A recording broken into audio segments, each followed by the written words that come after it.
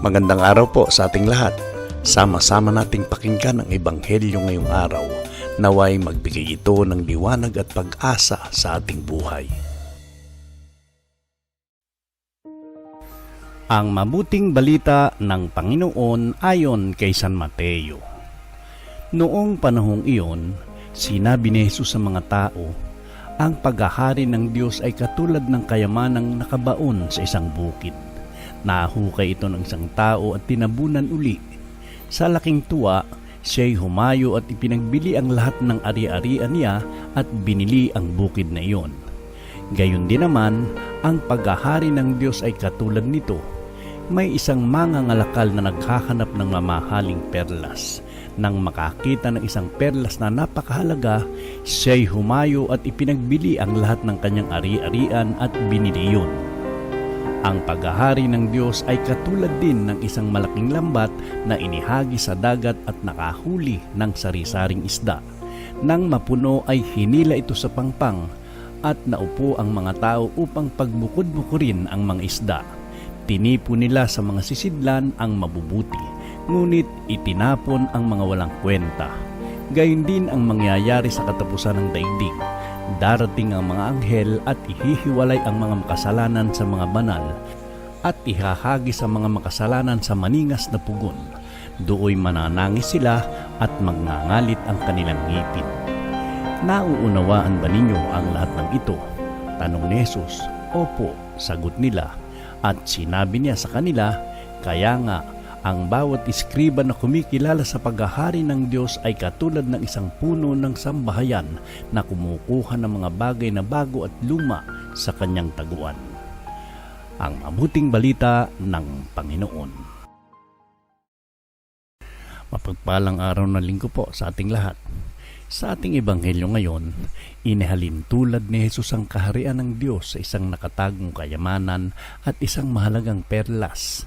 Ang taong nakatagpo ng kayamanan at ang mangangalakal na nakakita ng mahalagang perlas ay parehong handang isuko ang lahat upang makamtan ang higit na mahalaga. Itinuturo nito na ang kaharian ng Diyos ay walang katumbas na halaga.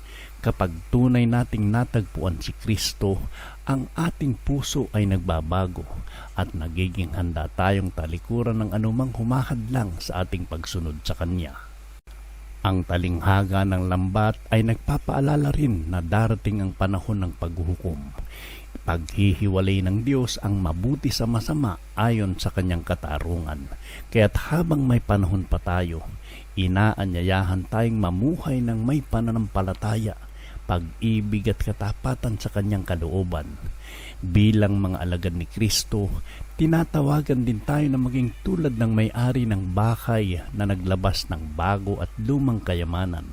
Ibig sabihin, patuloy nating pahalagan ang salita ng Diyos at ibahagi ito sa iba sa paraang angkop sa kanilang pangangailangan at sa kasalukuyang panahon. Manalangin tayo. Panginoong Jesus, salamat sa iyong salita na nagpapakita sa amin ng tunay na halaga ng iyong kaharian.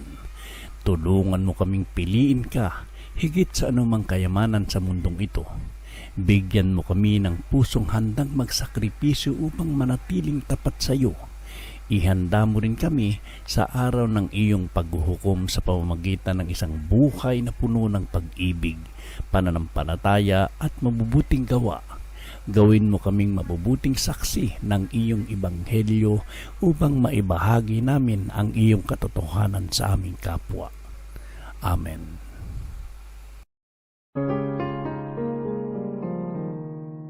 Naway maging paalala sa atin ang ebanghelyo ngayon na ang pinakamahalagang kayamanan ay ang kaharian ng Diyos. Piliin nating hanapin at sundin si Kristo araw-araw, sapagkat ang anumang ating isusuko alang-alang sa Kanya ay higit niyang papalitan ng buhay na walang hanggan. Lumakad tayo sa pananampalataya, pag-asa at pag-ibig, dala ng kagalakan ng mga nakatagpo ng tunay na kayamanan.